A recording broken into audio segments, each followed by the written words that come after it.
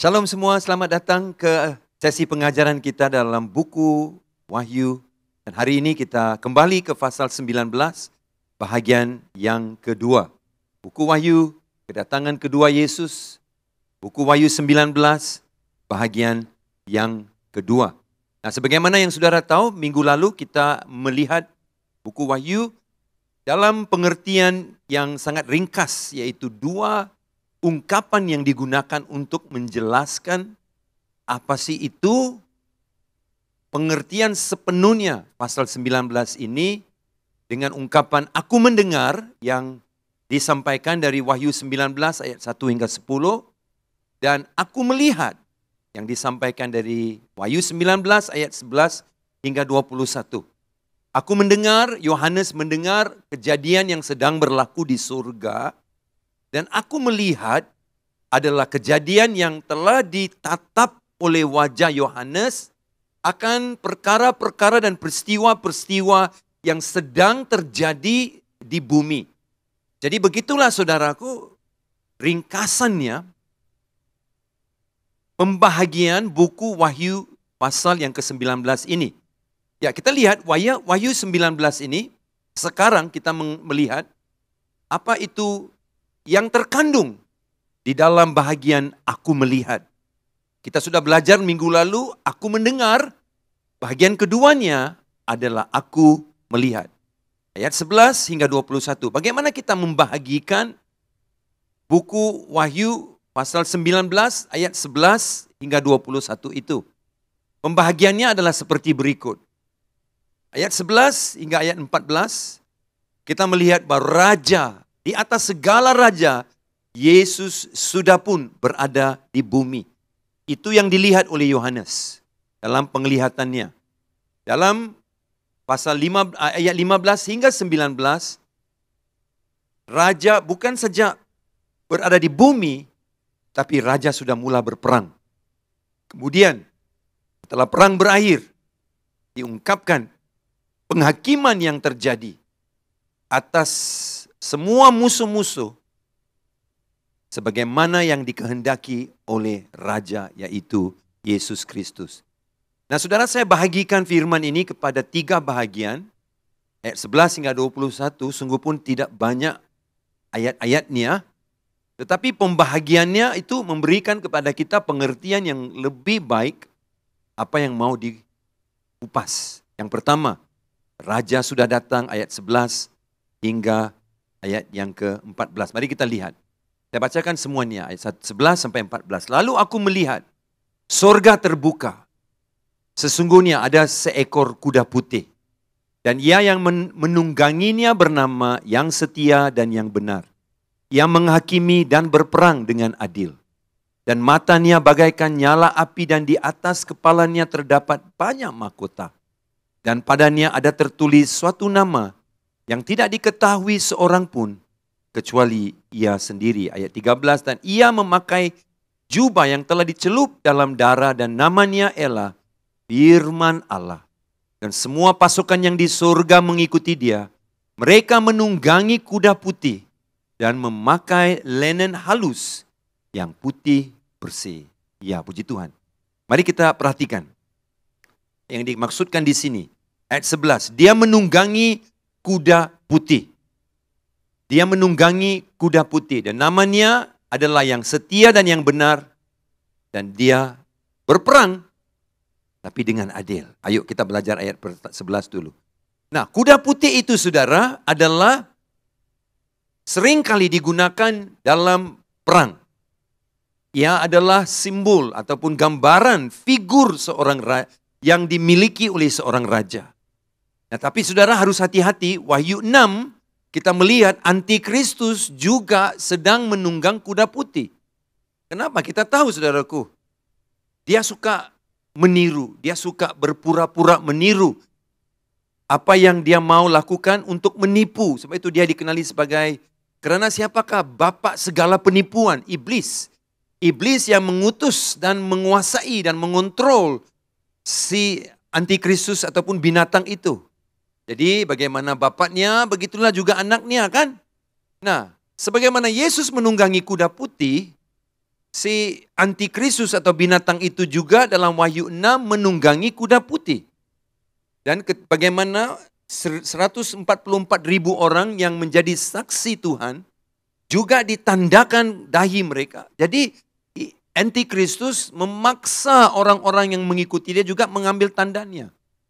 Efesus 1:13-14 sudah pun mengatakan bahwa kita sudah pun ditanda dengan tanda Roh Kudus. Supaya Tuhan mengenal siapa miliknya. Mengikut tanda yang ada. Apakah tanda itu Roh Kudus? Nah, sama seperti itu si iblis juga, si binatang ini coba mengikuti apa yang dilakukan oleh Tuhan. Kuda putih Yesus datang dengan rendah hati ketika dia menunggangi keldai masuk ke kota Yerusalem.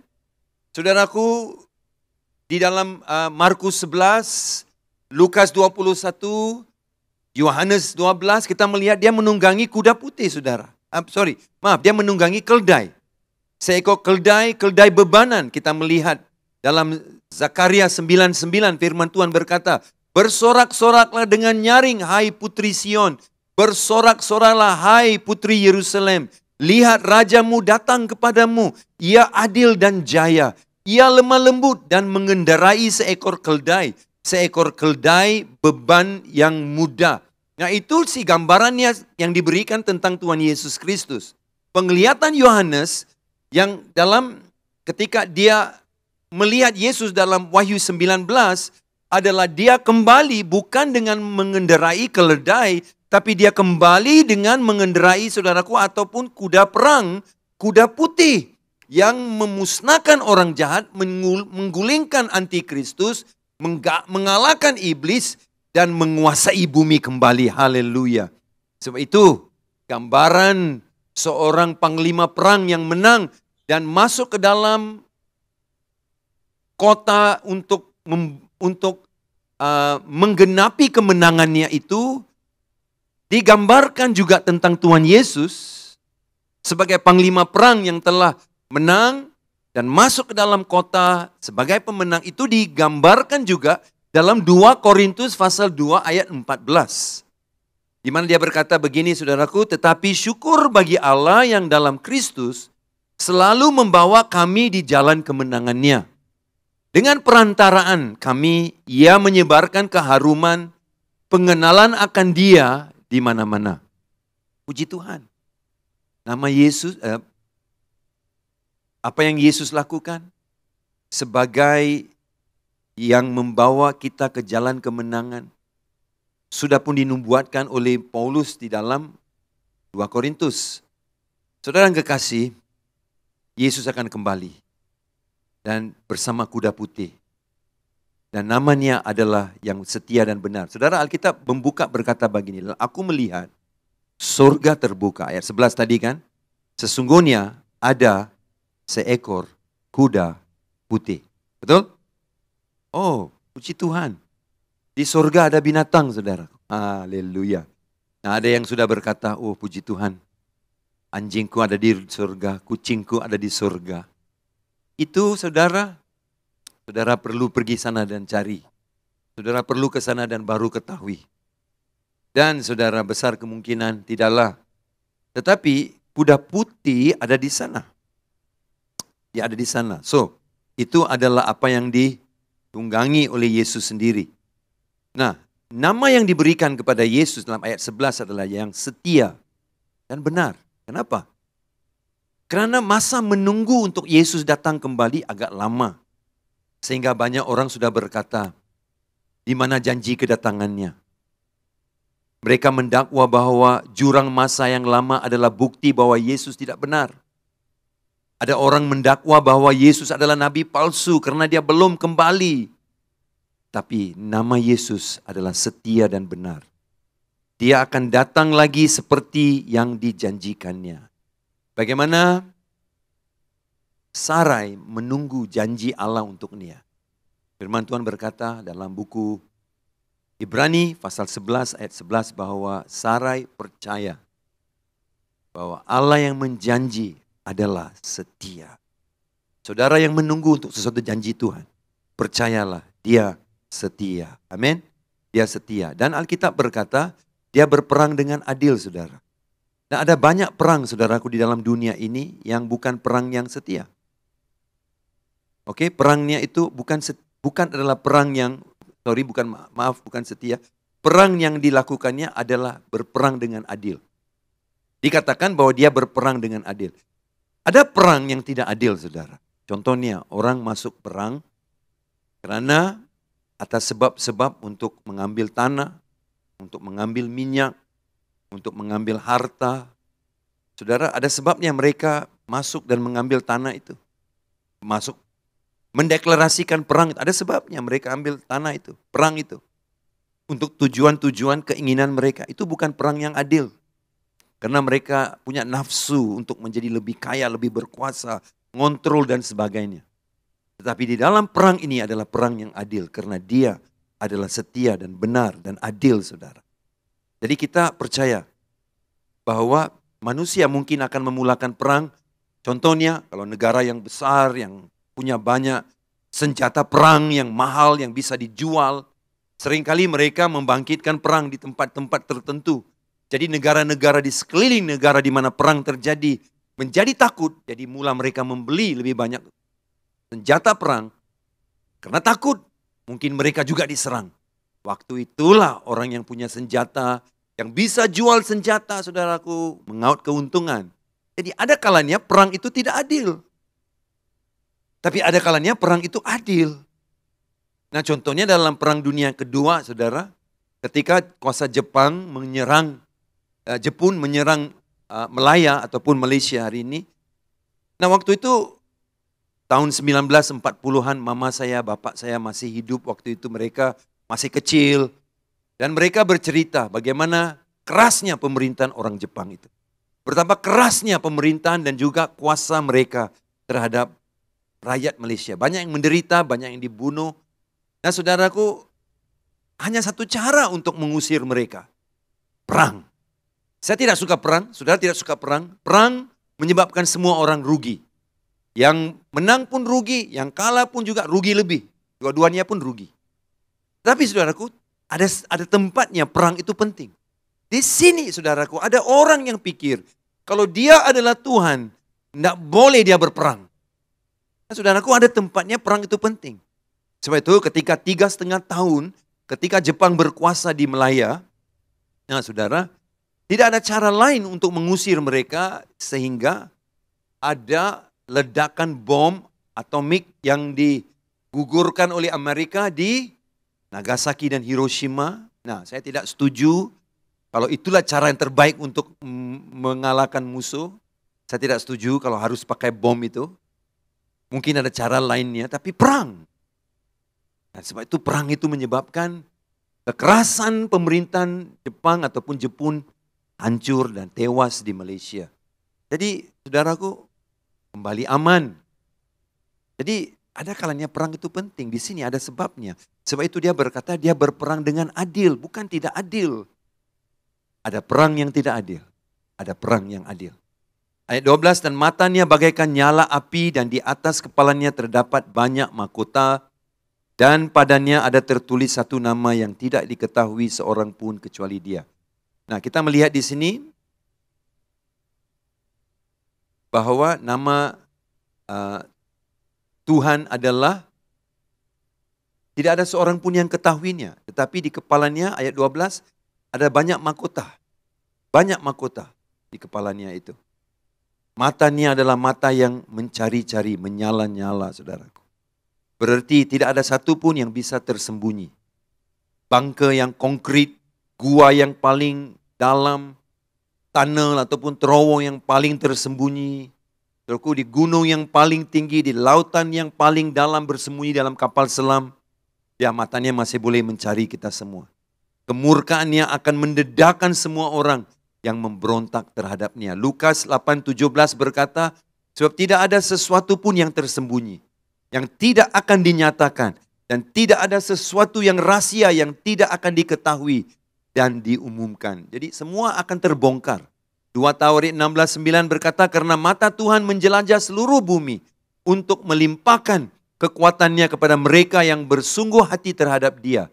Dalam hal ini engkau telah berlaku bodoh, oleh sebab itu mulai sekarang ini engkau akan mengalami peperangan. Mata Tuhan akan dicari Tuhan. Nah, Alkitab berkata mata Tuhan seperti itu. Dia bukan Tuhan yang jahat, saudaraku. Dia sudah beri banyak peluang. Saudara, banyak orang tanya, kenapa Tuhan membenarkan perang? Tidak adil, Tuhan tidak boleh benarkan perang. Nah, saudara mesti paham. Dalam buku Wahyu pasal 6 hingga 18, 7 kali Tuhan sudah beri penghukuman meterai. 7 kali penghukuman sangkakala. 7 kali penghukuman mangkuk. Secara perlahan-lahan Tuhan menerkam manusia. Supaya manusia terkejut daripada, saudaraku, keasyikannya. Terkejut daripada, saudaraku, kejahatannya itu. Kalau kita melihat 3 penghukuman itu, tidak semuanya yang mengakibatkan efek di atas tubuh manusia. Pertamanya, saudaraku, atas ekonomi. Keduanya atas, saudaraku, politik. Saudaraku, dan kemudian keadaan ekosistem dunia, air, sungai, laut. Tidak pernah terus ke atas manusia. Sehingga, saudaraku, setelah sangkakala dan juga penghukuman mangkuk, Tuhan memberi peluang. Banyak kali Tuhan hantar 144.000 saksi-saksinya untuk menyedarkan orang. Mereka masih tidak mau menyedarkan diri. Mereka masih lagi sombong, saudaraku. Dan Tuhan memberikan banyak peluang. Tetapi mereka memilih jalan pemberontakan. Yesus sendiri akan datang dan dia harus menghakimi. Tapi penghakimannya Alkitab bilang adil. Sama seperti kalau ada orang membunuh dan hakim menghakimi orang itu untuk menghukumnya. Adakah kita akan bilang tidak adil, hakim tidak adil. Tapi ada orang sudah mati. Mana mungkin kita bilang tidak adil. Sebab itu Alkitab menunjukkan Yesus adil loh, saudara. Dia adil. Jadi matanya bisa melihat dengan jelas, dengan terang. Tidak ada satu tertinggal. Ada beberapa case dalam dunia hari ini. Karena ada orang mati, dibunuh. Tapi karena tidak ada bukti yang kokoh, case itu dibuang. Pembunuh hidup bebas sampai dia mati. Aduh. Tapi bila Alkitab berkata mata Tuhan itu tajam, bernyala-nyala api. Berarti dia seperti mata X-ray, saudaraku. Tidak ada satupun yang tidak tertinggal, dia bisa mengetahui semuanya. Dan dia mempunyai satu nama. Apakah nama itu? Tidak ada seorang pun yang ketahui nama itu. Kenapa? Saya pikir ada sebab. Bila saya memberi nama kepada Jeremy dan Ashley, anak saya, apa yang saya lakukan? Saya mempraktikkan otoritas saya atas anak saya. Anak itu lahir, saudara, dari kandungan istri saya, dan saya sebagai kepala rumah bersama istri diberi hak untuk memberi nama. Apa yang saya lakukan? Setiap kali saya memberi nama, saya mempraktikkan otoritas saya atas orang itu dengan memberi nama. Tapi di sini, nama dia tidak ada orang tahu. Hanya Yesus yang tahu. Kenapa? Itu bukti siapa dia. Itu bukti kebesarannya. Itu bukti kekuasaannya. Sebab tidak ada satu orang pun yang bisa mempunyai otoritas atasnya. Kenapa? Karena dia adalah raja di atas segala raja. Dan sekali lagi dibilang bahwa dia mempunyai banyak mahkota. Kenapa saudara banyak mahkota? Sebab dalam hidup kita, saudara kekasih dalam Tuhan Yesus Kristus, dalam hidup kita itu saudara, ada banyak perkara. Kita mungkin bercakap dengan Tuhan, Tuhan, hari Isnin okelah Tuhan, aku beri kepada engkau. Hari Minggu saya beri dengan engkau. Tapi hari Selasa malam, awal pagi jam 1, Tuhan jangan kau ganggu. Karena itu masa gue dengan semua nikmat-nikmat duniawi aku itu. Saudara, mungkin kita punya sikap seperti itu di mana kita tidak membenarkan Tuhan berkuasa. Mungkin Anda menganggap dia sebagai raja, saya hanya di gereja. Saya memberikan mahkota saya kepada dia. Tetapi mungkin di asrama atau di tempat kerja atau di sekolah atau di kuliah di universitas saudara, saudara tidak memberikan mahkota itu kepada dia. Dia adalah raja segala raja. Dia memiliki banyak mahkota, tapi kita tahan. Kenapa saudaraku? Karena kita tidak mengerti siapa dia. Dia memakai banyak mahkota dan mahkota yang dipakainya itu bukan Stefanus. Stefanus itu adalah mahkota yang diperbuat daripada daun. Yang diberikan ketika orang menang dalam acara sukan. Dalam acara berlari ataupun acara aktivitas sukan. Ya, itu yang diberi. Tapi yang dipakai di sini adalah diadem dalam bahasa Yunani, yang berarti saudaraku mahkota yang diperbuat daripada sesuatu yang mahal, yang diperbuat daripada permata, mahkota permata yang dipakai sebagai simbol kedaulatan. Ini menunjukkan kewibawaan dan marwah ataupun martabat orang yang memakainya. Yesus bukan pakai satu. Mau pakai satu sudah itu luar biasa. Tapi dia pakai banyak. Puji Tuhan, itulah kebesaran Raja ditunjukkan kepada kita. Namun ada yang tidak percaya. Kemudian ayat 13. Firman Allah, kita lihat. Ayat 13. Dan ia memakai jubah yang telah dicelup dalam darah. Dan namanya ialah Firman Allah. Memang ini nama Tuhan Yesus. Firman Allah. Saya mau tanya saudara, kenapa nama tadi itu tidak diberikan kepada kita? Satu, untuk membuktikan tidak ada orang lain yang bisa memiliki otoritas atasnya. Karena dia raja atas di segala raja. Kedua, saya juga percaya saudara, kita akan hidup selama-lamanya dengan dia. Yohanes pasal pertama ayat 25 berkata, barang siapa yang mati di dalam Yesus Kristus, sungguh pun dia mati tapi dia akan hidup selamanya. Hidup kekal, amin. So kita akan bersama dengan Yesus selamanya. Dan ada sesuatu tentang Yesus yang dia berikan kepada kita untuk mengenalnya secara perlahan-lahan. Supaya kita mengenal dia. Saya sudah 32 tahun menikah saudara. Saya tidak boleh bagi tahu saudara dengan yakin aku mengerti sepenuhnya semua tentang Suzy. Sebab itu dalam 1 Petrus pasal 3 ayat 7 berkata bahwa seorang suami, saudara, seorang suami itu harus mengenal istrinya. Dia harus mengenal istrinya supaya dia mengenalnya dengan satu pengertian. Jadi saudaraku, ini sesuatu yang menarik kan? Di mana saudaraku saya mengenal Suzy dalam 32 tahun ini, tahun demi tahun, bulan demi bulan, minggu demi minggu. Saya mengenal dia dengan pengertian.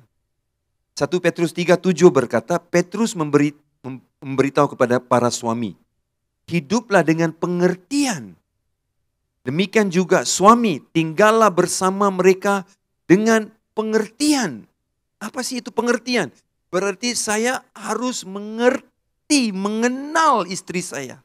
Perbedaannya dengan saya, perubahan hidupnya dengan caranya, dari segi fisikal, dari segi pemikiran, dari segi kekuatan yang berbeda. Saya harus mengerti, hidup dengan pengertian. Berarti saudaraku saya harus mempunyai PhD dalam istri saya. Mengenal dia, Suzyology saudaraku.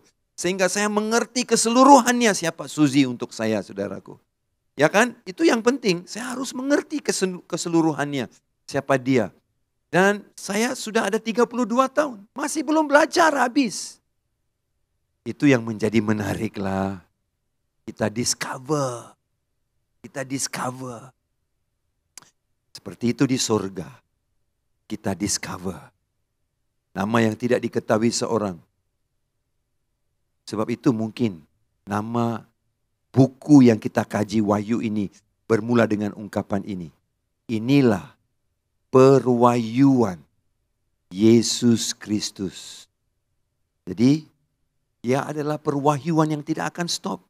Dari pasal pertama sampai akhir dan selama-lamanya kita akan terus mengenal dia. Ya, nama dia adalah firman Tuhan. Itulah nama yang paling unggul, paling besar, paling penting. The Word of God. Tetapi, ingat,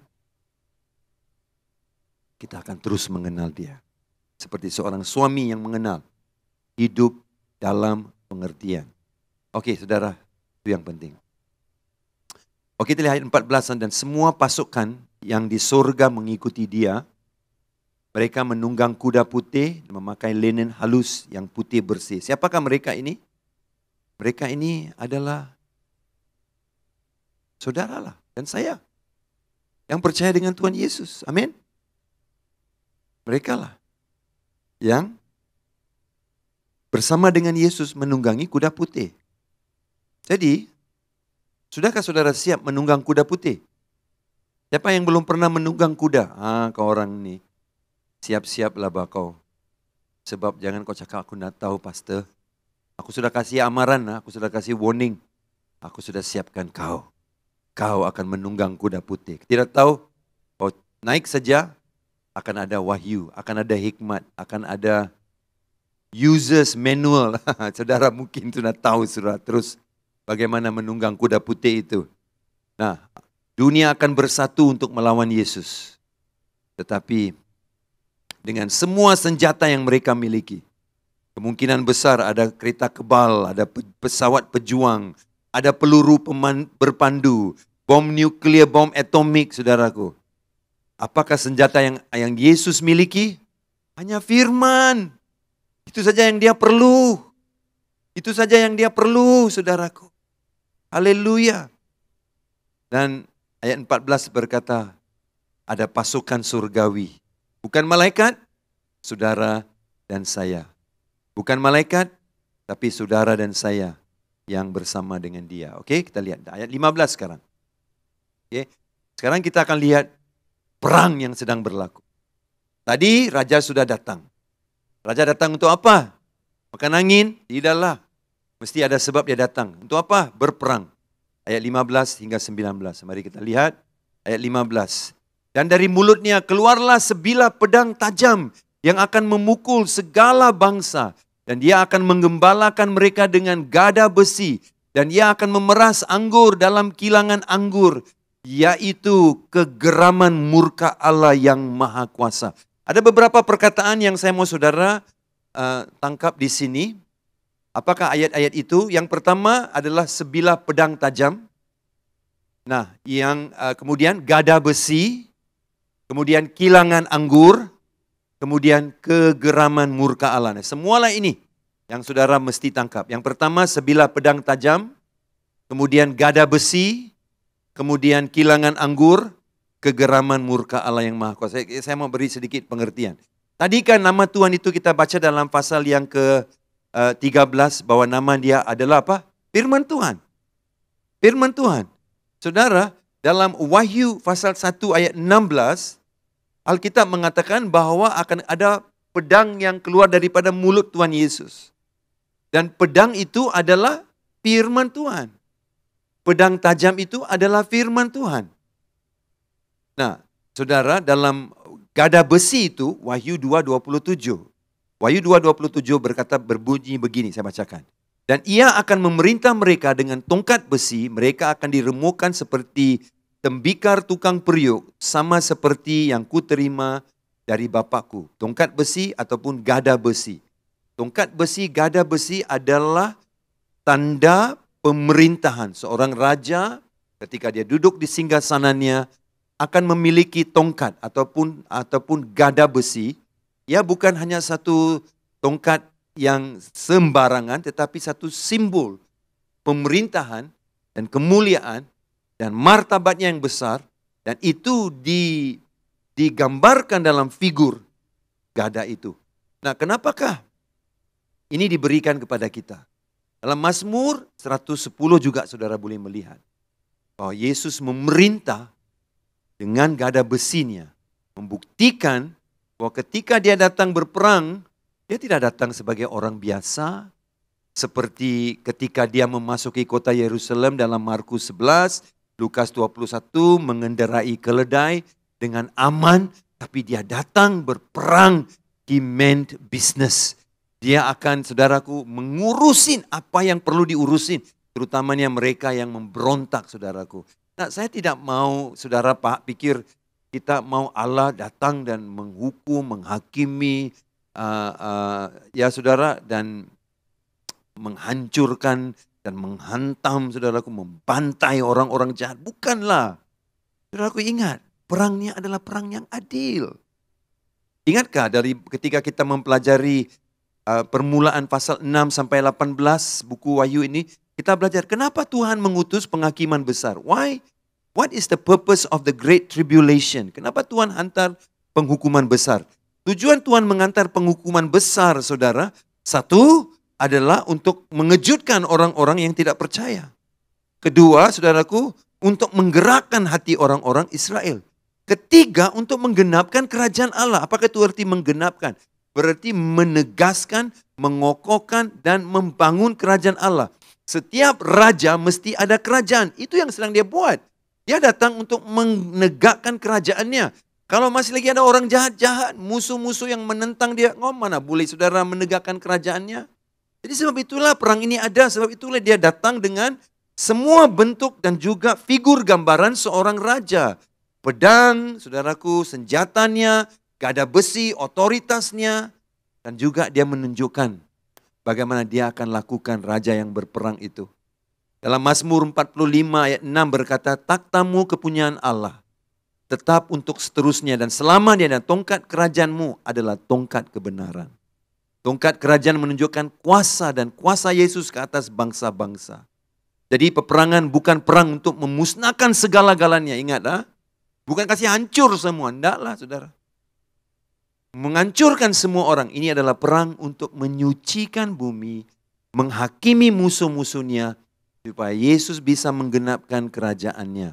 Peperangan menetapkan pentas untuk pemerintahan fisikal Tuhan Yesus di bumi ini.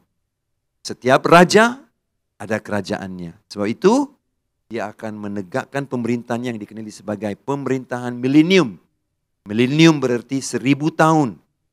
Dan itu yang dia akan tetapkan, dan kita akan belajar minggu depan pasal yang ke-20, pasal yang ke-20. Saudara, seperti yang kita lihat dalam firman ini, dalam Wahyu 2:27 yang saya bacakan tadi kepada saudara, adalah suatu wahyu Mesias, Messianic Psalm. Apakah Mazmur Messianik ataupun Mazmur Mesias yang boleh kita lihat di dalam Alkitab? Mazmur 2 ayat 7 hingga 9.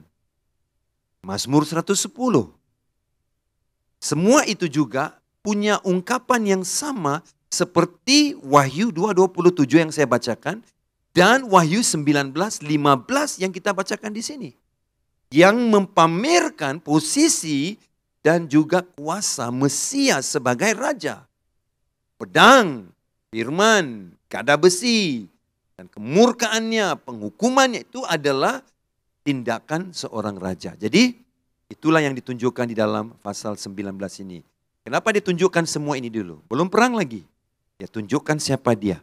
Dia tunjukkan karakternya, berperang dengan benar, berperang dengan adil. Dia tunjukkan apa miliknya. Dia tunjukkan statusnya, raja. Dia tunjukkan otoritasnya, pemimpin. Dia tunjukkan semua ini dulu. Baru dia akan serang. Tapi hari ini tidak ada pemerintah di dalam dunia yang tunjuk semua ini dulu. Siapa dirinya, hatinya, sikapnya, otoritasnya, kuasanya. Dia tidak kasih buang masalah. Dia serang-serang saja. Kasih hancur semua. Tapi enggak, dia tunjuk semua. Dan dia mengasihi. Bukan semua dihancurkan. Hanya musuh-musuhnya saja. Nah saudara, Alkitab berkata tentang kilangan anggur. Kilangan anggur itu adalah murka, kegeraman murka Allah. Seperti anggur mengalir, air anggur mengalir dalam kilangan anggur. Yesaya 63 ayat 1 hingga 6. Balik rumah saudara boleh kaji. Yesaya 63 ayat 1 hingga 6. Juga berbicara tentang murka Allah. Wahyu 14:19 mengulangi apa yang disebut sini. Lalu malaikat itu menghayunkan sabitnya itu ke bumi dan memotong buah pohon anggur di bumi dan melemparkannya ke dalam kilangan besar, yaitu murka Allah. Jadi Wahyu juga memberitakan yang sama. Yoel 3:13 berkata begini, ayunkanlah sabit sebab sudah masa tuaian, marilah iriklah sebab sudah penuh tempat anggur, tempat-tempat pemerasan kelimpahan sebab banyak kejahatan manusia. Jadi saudaraku, Allah kasih warning dulu. Pernahkah kau tengok ada orang sebelum dia serang musuh dia taruh dulu risalah-risalah. Dia bilang, halo ambil perhatian, kami mau serang ke orang. Ambil perhatian, kami mau serang ke orang. Tidak ada. Jarang kali mungkin saudara, tidak ada orang macam itu. Dia kasih risalah dari kapal terbang kepada seluruh negara itu dan bilang, siap-siaplah pada jam sekian-sekian, hari sekian-sekian kami mau serang kamu. Mana ada tentara mereka sudah siap, sudah mau bertahan. Nah, di sini dia bagi warning. Dia kasih amaran. Dia bagi tahu siapa dia. Dia bagi tahu apa yang dia akan buat. Namun hati manusia tetap keras. Nah, jadi itu berartinya kilangan anggur, gambaran kemurkaan Allah bukan saja disebut di sini, tetapi juga dalam Wahyu 14:19, Yoel 3:13, dan Yesaya 63, 1 hingga 6. Sekarang kita ke ayat yang ke-16. Ayat 16. Dan pada jubahnya ada dan pahannya tertulis satu nama, yaitu Raja segala raja dan Tuan di atas segala tuan. Nah, ada orang berkata bahwa di atas pahannya tertulis satu nama. Jadi ada orang membuat kesimpulan itu adalah satu tattoo di kaki Yesus. Sama ada itu satu tattoo di kaki Yesus atau itu tertulis di dalam celananya yang dipakai yang digambarkan dengan di bahagian pahanya itu. Itu saudara. Ketika kita melihatnya baru kita tahu. Tapi di sini tulis pada jubahnya dan pada pahanya. Dan pada tertulis nama ini, Raja segala raja, Tuhan di atas segala Tuhan. Oke, berarti dia adalah berdaulat dan berkuasa sepenuhnya.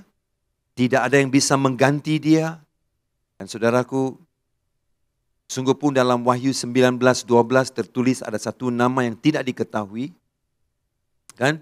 Tapi di sini ada nama. Ada beberapa tempat ada nama. Dan inilah satu tempatnya. Nama tadi ayat 13 adalah firman Tuhan. Di sini namanya adalah apa? Raja di atas segala raja, Tuhan di atas segala Tuhan. Jadi saudaraku, Wahyu 17:14 dengar ya. Juga menggambarkan situasi ini. Mereka akan berperang melawan anak domba. Tetapi anak domba akan mengalahkan mereka karena ia adalah Tuhan di atas segala Tuhan, Raja di atas segala raja. Mereka bersama-sama dengan dia juga akan menang. Yaitu mereka yang terpanggil, yang telah dipilih dan yang setia. Siapakah itu? Saudara dan saya lah yang akan kembali turun untuk berperang bersama dengan Tuhan Yesus. Ayat 17. Ayat 17. Lalu kita lihat, lalu aku melihat seorang malaikat berdiri di dalam matahari dan berseru dengan suara nyaring kepada semua burung-burung yang terbang di tengah langit. Katanya, marilah ke sini dan berkumpullah untuk turut dalam perjamuan Allah. Perjamuan yang besar. Nah, saudara, ada dua jenis perjamuan. Dua jenis perjamuan. Perjamuan pernikahan domba Allah. Ingatkah? Kita pernah baca itu. Saudaraku, kita pernah baca itu dalam Wahyu 19 pasal 7. The marriage supper of the lamb. Jamuan perkahwinan anak domba.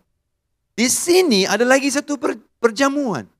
Perjamuan Allah, perjamuan besar. Ini adalah perjamuan di mana malaikat Allah memanggil semua burung-burung untuk memakan daging mereka-mereka yang memberontak terhadap Allah. Dan yang berperang dengan anak domba, yaitu Yesus. Perang di mana mereka, tempat di mana mereka berperang itu adalah Armageddon ataupun lembah Megiddo.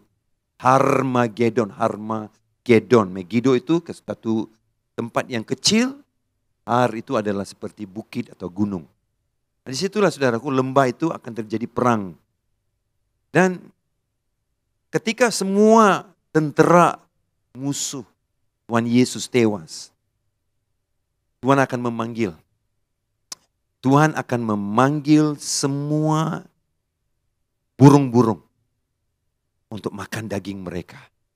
Itu macam kalau di Pulau Pinang ada kotor-kotor nih. MPPP, Majelis Perbandaran Pulau Pinang akan datang kasih bersih semua. terbaik. Di sini Tuhan akan pakai apa? Macam mana mau kasih kubur mereka semua? Haruslah mereka diantar dengan memakan burung-burung atas semua mayat-mayat yang rebut karena perang itu. Dan jangan kau pikir macam ini, perang itu akan terjadi di mana tentara antikristus dan raja-raja yang berkumpul hantar satu bom, Yesus akan hantar satu bom, tentara musuh akan hantar satu bom dan hantar bom. Sorry, bukan macam itu perangnya. Dalam sekelip mata, sekaligus saudara mau kasih keluar you punya handphone, mau tangkap foto dengan perang itu dalam sekelip mata. Melalui pedang yang keluar dari mulut Yesus. Pam, habis. Mati semua. Dan Tuhan akan menghancurkan. Saya mau tanya saudara. Saudara mau berada di mana? Jamuan mana saudara mau ikut? Saudara mau ikut jamuan yang pertama, yaitu jamuan perkawinan anak domba? Atau perjamuan yang kedua, yaitu perjamuan Allah, perjamuan besar. The Supper of the Lord. Mana yang saudara mau ikut? Kalau saudara ikut perjamuan yang besar, yaitu perjamuan perkawinan anak domba, berarti kamu adalah milik Tuhan. Dan kamu yang memakan santapan utama di dalam perjamuan itu. You enjoy. Tapi kalau kita memberontak, kita akan berada di dalam jamuan yang kedua. Jamuan besar Allah. Dalam jamuan itu, kitalah yang disantap. Kitalah yang menjadi makanan. Kalau jamuan pertama, kita makan makanan. Kalau jamuan kedua, kita jadi makanan. Saudara buat keputusan. Jamuan mana saudara mau ikut? Saya tidak mau ke jamuan kedua. Karena di sana saya dimakan saudaraku oleh burung-burung itu, daging saya. Tapi kalau saya ikut jamuan pertama, jamuan perkawinan anak domba, saya memang tidak akan berada dalam jamuan kedua. Jamuan satu, kita yang memakan santapan utama. Dalam jamuan kedua, kita dimakan sebagai santapan utama oleh semua burung-burung itu. Firman ini menggambarkan kengerian yang besar, yang tidak terbanding dalam sejarah manusia. Perang Armageddon ialah kemuncak harinya Tuhan, yaitu hari penghukuman Tuhan. 1 Tesalonika 5:2 berbunyi begini, karena kamu sendiri tahu benar-benar bahwa hari Tuhan datang seperti pencuri pada malam. Jadi hari ini, hari perang Armageddon itu dikenali sebagai hari Tuhan. Ini bukan perang saudaraku sebenarnya. Ini adalah satu hukuman bunuh. Hukuman bunuh, ini bukan perang. Ke atas semua umat manusia yang memberontak terhadap mereka karena mereka tidak mau tunduk kepada Tuhan. Ada banyak firman-firman lain yang menyokong akan peristiwa ini. Saya berikan, saudara tulis saja notanya, firman-firman itu. Ayat-ayat yang menyokong Wahyu 19 ayat 17 dan 16 ini. Apakah firmannya? Wahyu 14, 19 dan 20. Mazmur 2, 1 hingga 9. Yesaya 66, 15 dan 16. Yeskiel 39. Yoel 3, ayat 12. Matius 24 dan 25. 2 Tesalonika 1, 7 hingga 9. Saudara, sebenarnya ini adalah perang berat sebelah lah. Ayat 17, kemudian kalau kita baca ayat 18, ya adalah perang berat sebelah. Kenapa? Dunia akan mengumpul semua yang mereka miliki. Askar-askar terhebat. Senjata-senjata paling kuat. Kapal-kapal terbang yang boleh terbang dengan kekuatan dan kelancaran supersonik. Dan bom-bom nuklir dan atomik. Tetapi saudaraku, ini akan menjadi kemuncak perang epik antara Tuhan dengan iblis. Antara yang baik dan yang jahat. Dan ini adalah perang yang akan berakhir dalam sekelip mata. Ia akan menjadi satu anti-climax. Ia akan berakhir dalam sekelip mata. Musuh-musuh Kristus akan dikalahkan serta-merta. Daging mereka dimakan oleh binatang buas. Dan burung di udara sebagai kehinaan paling besar atas hati manusia yang congkak dan sombong gitu. Sebab itu Mazmur 2 ayat 1 hingga 4 sudah pun meramalkan. Mengapakah bangsa-bangsa mengamuk dan bangsa-bangsa bersekongkol dengan sia-sia kau ini. Raja-raja di bumi bersiap-siap. Para penguasa bermuafakat melawan Tuhan.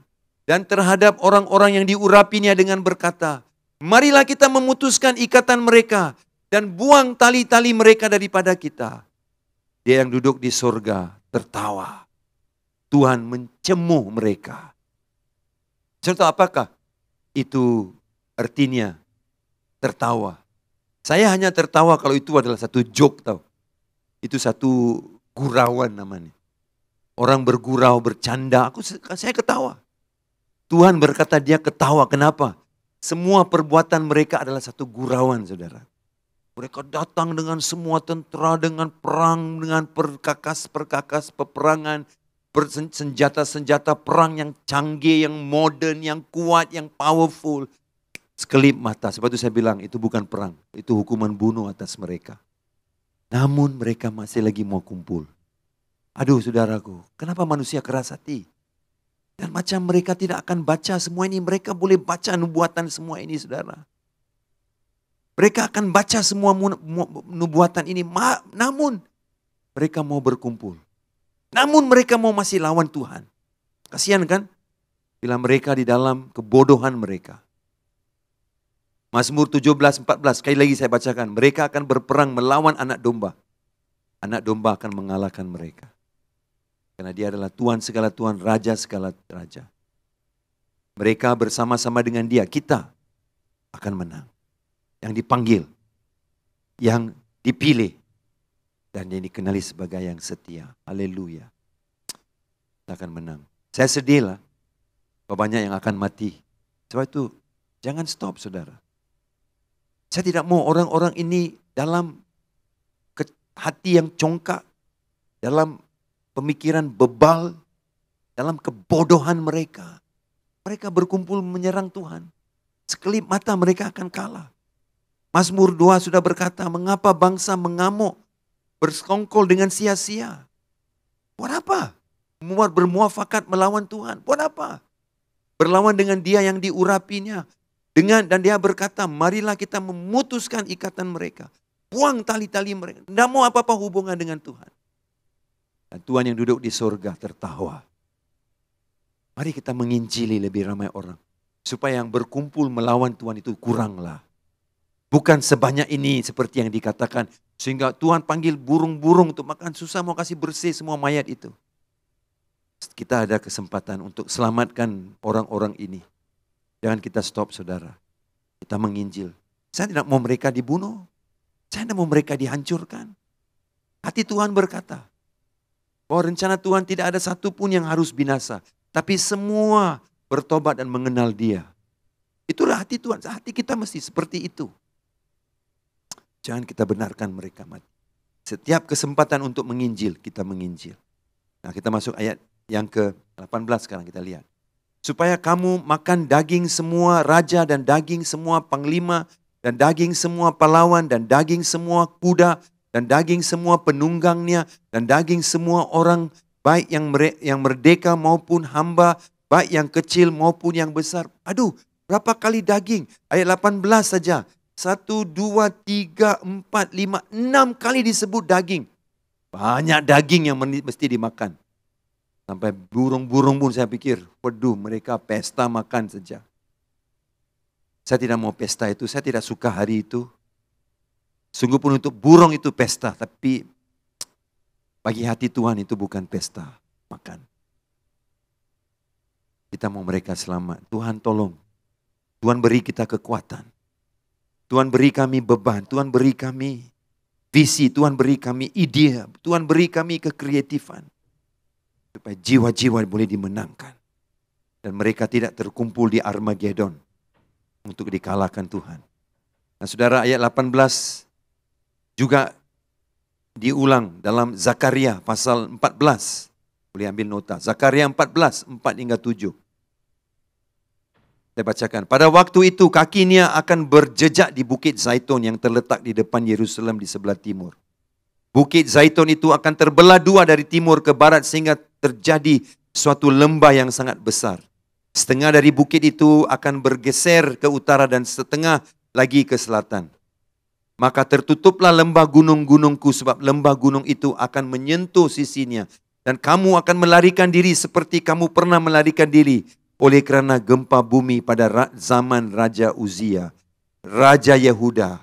Lalu Tuhan Allahku akan datang dan semua orang kudus bersama-sama dia. Maka pada waktu itu tidak akan ada lagi udara dingin atau keadaan beku. Tetapi akan ada satu hari itu diketahui oleh Tuhan. Dengan tidak ada penggantian siang dan malam. Tidak ada penggantian siang dan malam. Dan malam pun menjadi siang. Berarti saudaraku, ketika Yesus datang dalam pasal 19 buku Wahyu ini, Alkitab berkata, hari itu akan menjadi begitu terang. Tidak ada penggantian malam, tiba-tiba jadi siang. Siang, tiba-tiba jadi malam. Malam pun menjadi siang, berarti pada hari itu seluruh bumi akan menjadi terang. Biasanya satu bahagian bumi akan gelap kan? Karena matahari tidak bersinar di sana. Tapi pada hari dia datang, seluruh bumi akan menjadi terang dengan matahari. Dan malam pun menjadi siang. Tidak ada penggantian. Nah, puji Tuhan saudaraku. Alkitab berkata, dia akan datang. Dan orang akan melarikan diri. Yang memberontak, mereka akan bersembunyi. Kedatangan keduanya akan menjadi sangat unik. Pada hari itu seluruh dunia akan menjadi masa di mana tidak ada penggantian siang malam. Semuanya hari siang sahaja. Yesus akan dilihat di seluruh dunia dengan masa yang sama. Dunia boleh melihat dia. Pastor, macam mana boleh? Kalau saya di Spanyol, Yesus menampakkan diri di Georgetown, Pulau Pinang, macam mana orang di sana boleh tengok? Boleh nampak? Saudara, kalau ada sepak bola, World Cup, jam 3 pagi di Malaysia, jam 3 pagi. Tapi di Spanyol, jam 3 petang, siang.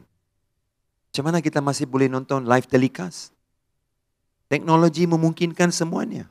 Kalau saya sebut ini, bahwa semua orang di seluruh dunia akan melihat Yesus serentak dalam tahun 1960-an, kau tidak boleh percayalah, saya pun tak percaya. Tetapi dalam zaman ini, teknologi memungkinkan kita semua bisa melihat seluruhnya. Ayat 19 berkata apa? Dan aku melihat binatang itu. Siapakah binatang itu? Antikristus dan raja-raja di bumi. Serta tentera-tentera mereka. Nah, disinilah. Akan berkumpul untuk melakukan peperangan melawan penunggang kuda itu dan tenteranya. Siapa penunggang kuda? Yesus. Siapa tenteranya? Kita. Mereka akan lawan kita. Binatang itu dan raja-raja di bumi serta tentera mereka. Coba saudara, turun daripada surga bersama Yesus dengan kuda putih. Dan kau harus berdepan dengan tentera yang paling kuat di dunia ini. Wow. Saudaraku, takut enggak? Jangan takut. Karena dalam sekelip mata, panglima tentera kita akan menewaskan mereka. Nah saudara, sudah dinubuatkan. Wahyu 17. Tulis nota, Wahyu 17, 12 hingga 14. Dan 10 tanduk yang telah kau lihat, 10 raja. Itu adalah 10 raja.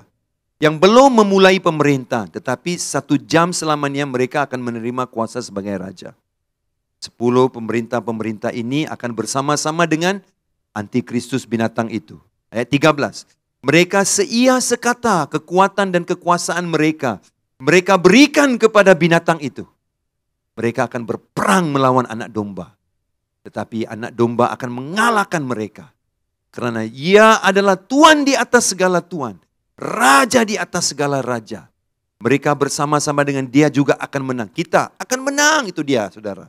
Kita akan menang. Yaitu mereka yang terpanggil, kamulah orangnya. Yang percaya, yang telah dipilih, haleluya. Dan yang setia. Itu cirinya, hidup setia. Untuk kau ikut tentera Yesus, saudara. Wahyu 16, 13 dan 14 berkata. Bagaimana tentera itu berkumpul? Kita lihat tadi, tentera sudah berkumpul. Yesus turun bersama-sama dengan kita sebagai tentera dari surga. Dan 10 kerajaan itu bergabung bersama kuasa antikristus bersiap berkumpul di satu tempat untuk berperang.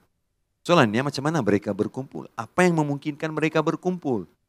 Wahyu 16, 13 dan 14. Memberi kau tahu macam mana mereka dikumpul. Macam mana sampai mereka boleh ditipu. Sehingga mereka berkumpul melawan Tuhan. Kau pikir kau apa? Kau punya senjata boleh bunuh dia kah? Ayat 13, Wahyu 16. Dan aku melihat dari mulut naga dan dari mulut binatang. Naga itu siapa? Iblis. Dari mulut binatang itu siapa? Antikristus. Dan mulut nabi palsu. Keluar 3 roh najis yang menyerupai kata. Berarti 3 serangkai ini. 3 Tritunggal tak kudus ini. Ini adalah Tritunggal yang tak kudus. Ini saudaraku, menggunakan penipuan dari roh-roh jahat untuk menyatukan saudaraku. Hati raja-raja memberontak melawan Tuhan.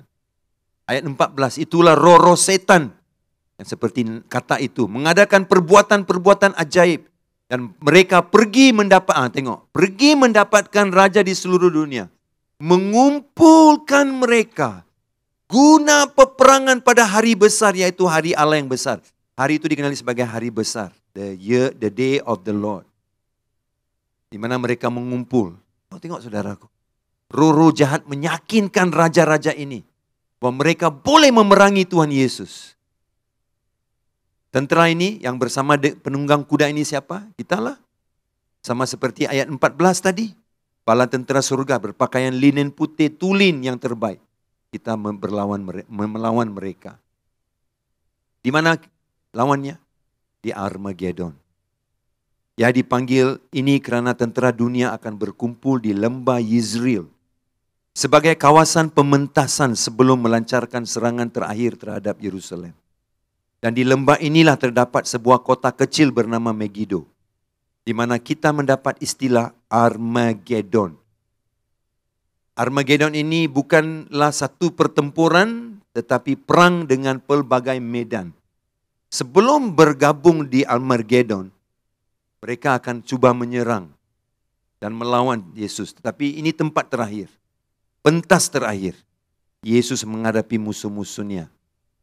Mungkin di beberapa lokasi, tapi ini pentas terakhir. Di mana dia mengalahkan dan menjejak kakinya di Yerusalem, yaitu di Gunung Zaitun. Dan disitulah dia menegakkan pemerintahan 1000 tahun.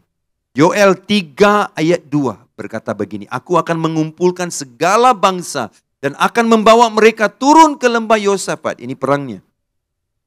Tuhan yang kumpul mereka. Dalam kebodohan mereka.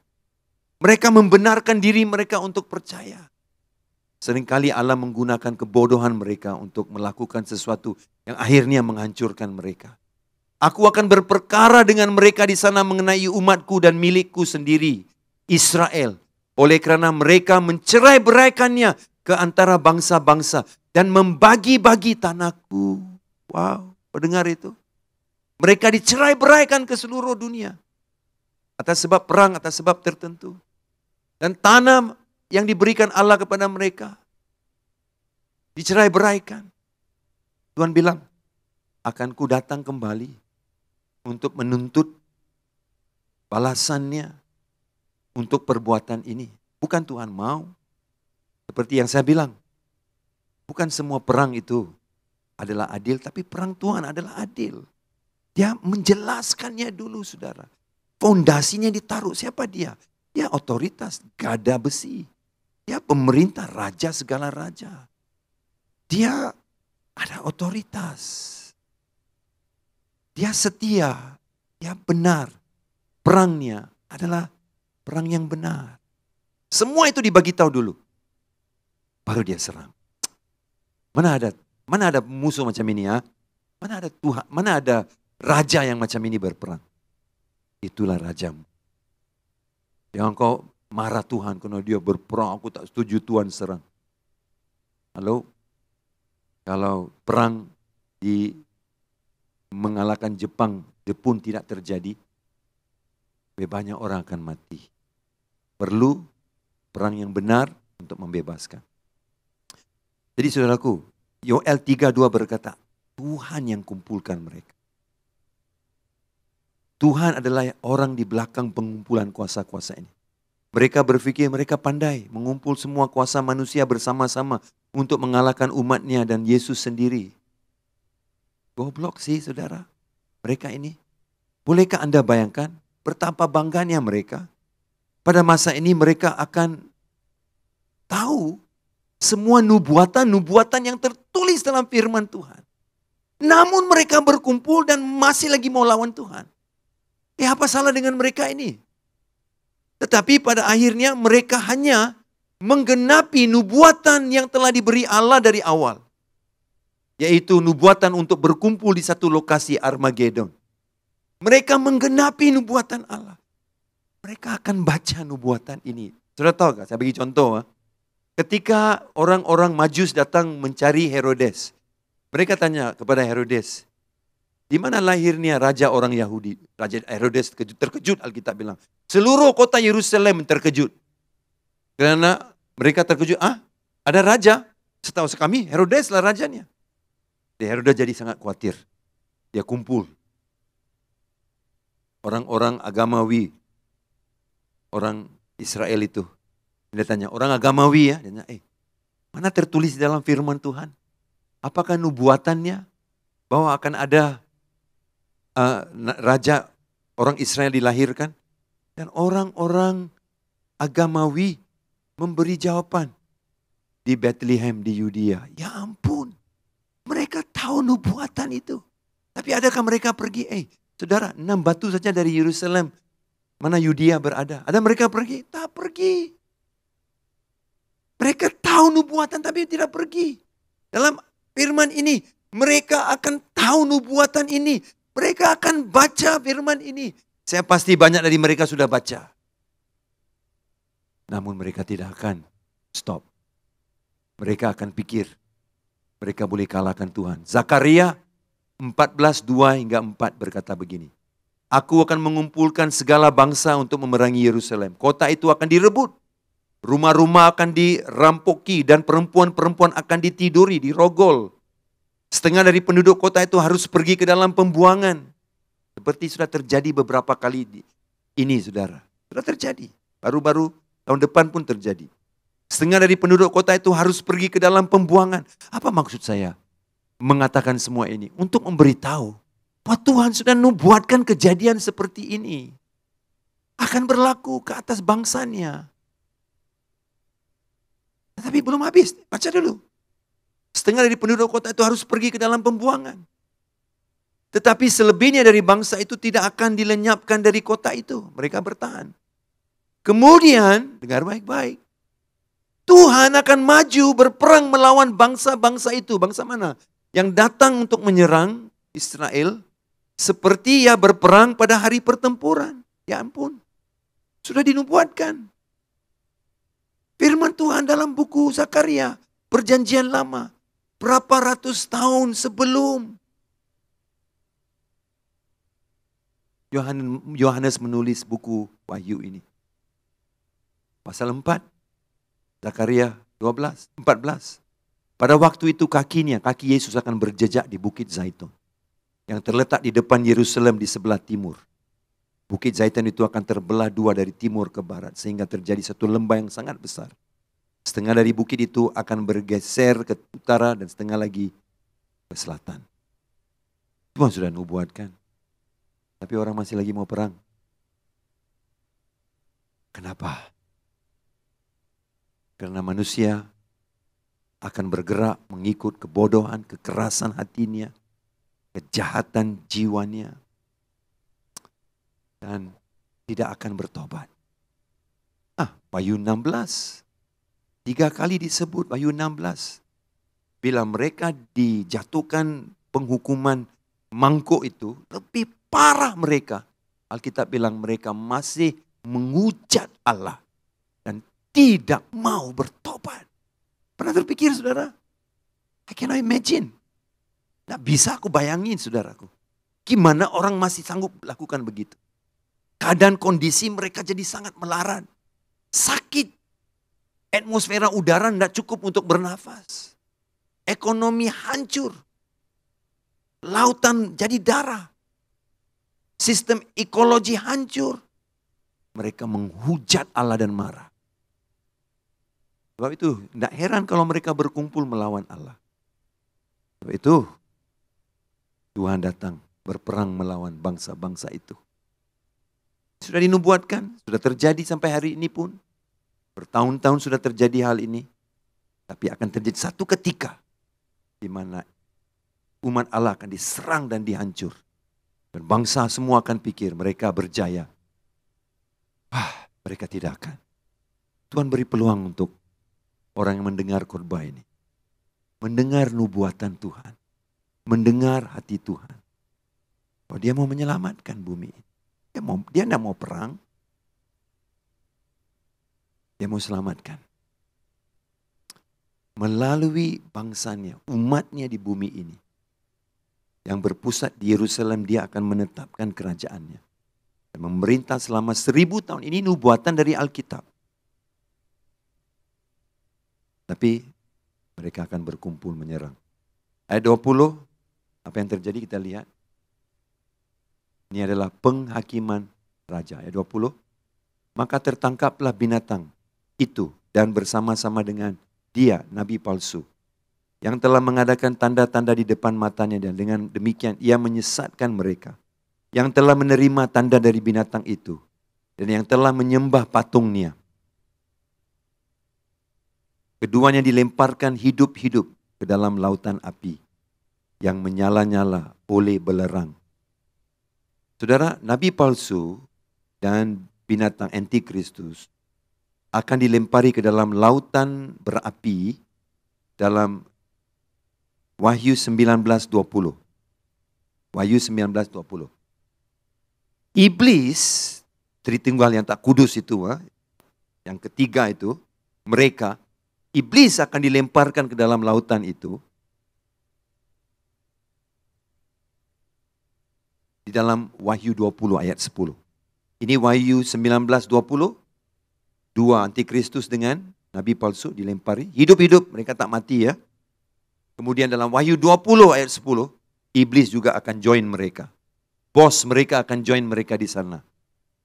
Nah, apa yang saya bacakan Wahyu 20:10.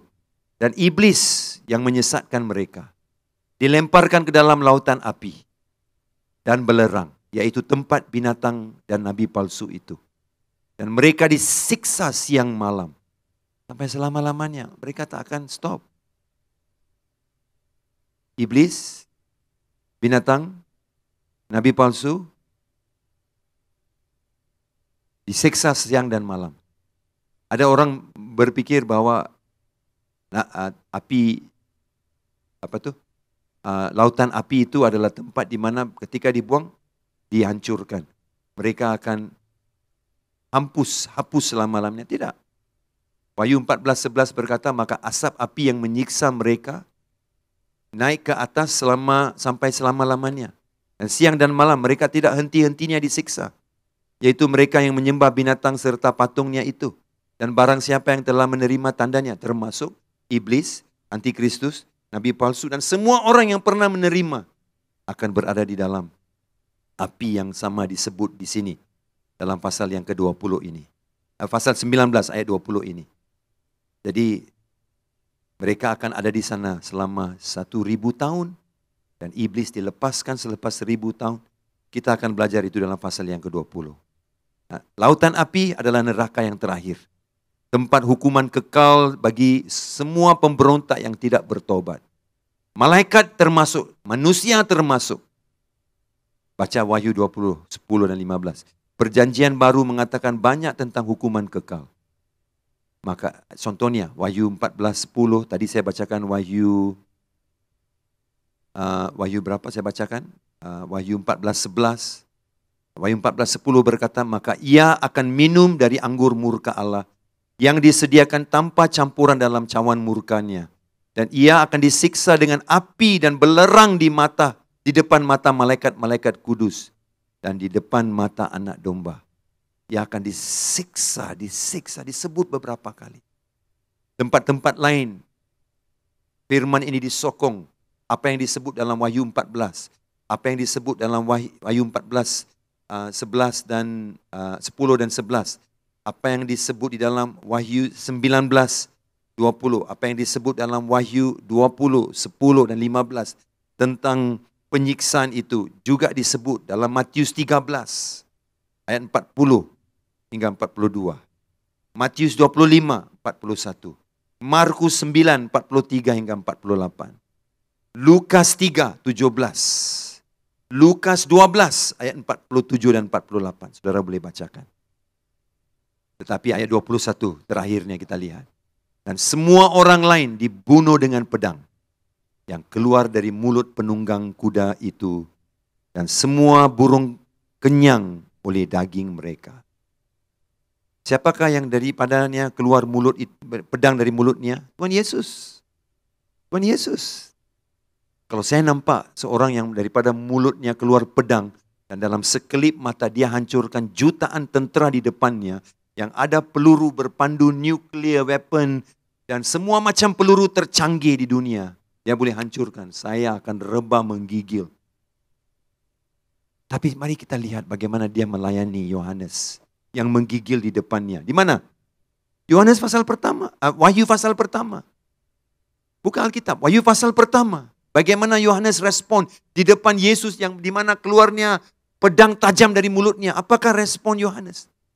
Yohanes pasal 1 ayat 16 saya bacakan. Dan di tangan kanannya ia memegang 7 bintang dan dari mulutnya keluar sebilah pedang tajam bermata 2.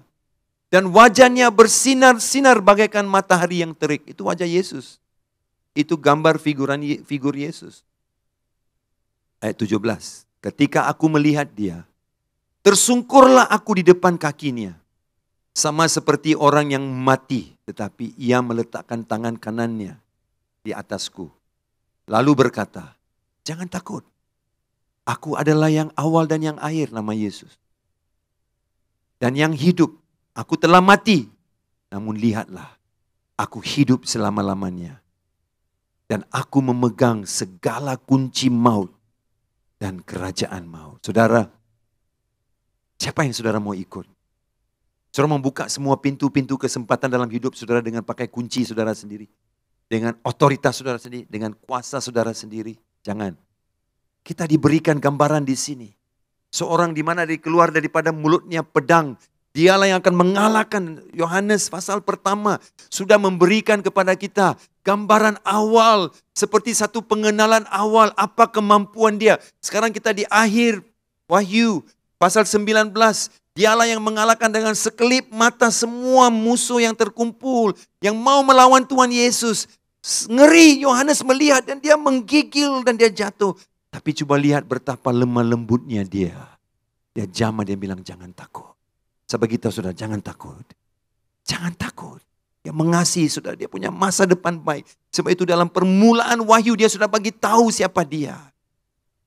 Dan ketika kita sampai ke ujung, kita lihat ketika dia menyerang semua musuhnya, kita mengerti dia baik. Dia baik dan dia berkata, akulah yang memegang kunci. Apa saudara mau kunci itu? Akulah yang awal dan terakhir. Saudara mau tahu apa yang di awal dan apa yang terakhir? Dialah. Dia yang di awal, dia yang di terakhir dan semua di tengah-tengah adalah Yesus. Jangan lepaskan peluang ini. Saya beri kesempatan untuk saudara yang belum kenal Yesus. Untuk membuka hati saudara. Menerima dia sebagai juru selamat saudara. Karena dia ada kunci itu. Jangan takut. Dialah yang awal, dialah yang terakhir. Aku hidup sampai selama-lamanya dia bilang. Ya dia mati sebab puji Tuhan. Banyak orang berkata Yesus tidak mati di kayu salib. Aduh. Ini kata-kata Yesus sendiri ya. Dalam perjanjian baru buku Wahyu. Aku telah mati. Yang masih lagi mati bertahan dia tidak mati. Dengarlah. Dari mulutnya sendiri. Halo? Dia sudah mati. Jangan kita mau cakap dia tidak mati. Dari mulut. Anak Allah Yesus Kristus sendiri berkata. Aku hidup. Dulu aku pernah mati. Namun lihatlah, aku hidup. Aku memegang kunci. Aku hidup sampai selama-lamanya. Memegang kunci maut. Kunci kerajaan maut. Haleluya. Kunci maut. dan kerajaan maut di tangan dia. Banyak orang takut maut, takut mati ya. Tapi kunci itu ada di tangan dia. Kalaulah tentera besar itu yang berkumpul di Armageddon tahu ungkapan Wahyu pasal pertama ini, ayat 16, 17, 18. Kalau mereka tahu, saya pikir mereka tidak akan berperang. Tapi hati manusia kerasa. Mereka mau lawan dia. Mereka congkak, mereka bebal. Mereka goblok, mereka bodoh, saudara. Mereka pikir mereka pandai. Sebab itu Tuhan tertawakan mereka. Joke lah guys, it's a joke that they want to fight God. Hari ini saudara ada peluang untuk menerima kunci. Jangan coba buka semua pintu-pintu dalam kesempatan-kesempatan kehidupanmu. Coba buka pintu dengan kepintaranmu, dengan uangmu, dengan pendidikanmu. Semua itu baik, bagus. Tapi Tuhan ada kunci yang lebih besar, lebih baik. Benarkan dia berimu kunci itu. Kunci kerajaan Allah. Supaya saudara boleh buka semua yang tertutup. Kalau saudara siap menerima Yesus sebagai juru selamatmu, saya pimpin kamu dalam doa. Ikut saja doa ini. Sebagai tanda saudara menerima dia sebagai juru selamat saudara. Mari kita berdoa. Tuhan Yesus, aku percaya Engkaulah Tuhan, juru selamatku. Tidak ada Tuhan lain kecuali Engkau. Pada hari ini, aku mengerti bahwa dunia suka memberontak. Aku juga begitu. Tapi hari ini, aku berhenti memberontak. Mengaku Engkaulah Tuhan, juru selamat yang setia. Buka hati aku hari ini di depanmu. Mengakui Engkaulah Tuhan segala Tuhan. Raja segala raja. Dan aku menerima Engkau sebagai juru selamatku. Sebab tidak ada Tuhan lain. Hanya Engkau yang akan memerintah selama-lamanya. Aku terima kunci segalanya yang ada di dalam tanganmu. Terima kasih Tuhan. Aku percaya Yesus juru selamatku. Dalam nama Yesus saya berdoa. Amin. Puji Tuhan kalau saudara mendoakan doa itu. Taruh nama saudara di dalam chat. Kami akan hubungi saudara dan berkoneksi. Supaya saudara mengenal dia sebagai Tuhan dan bertumbuh di dalam dia.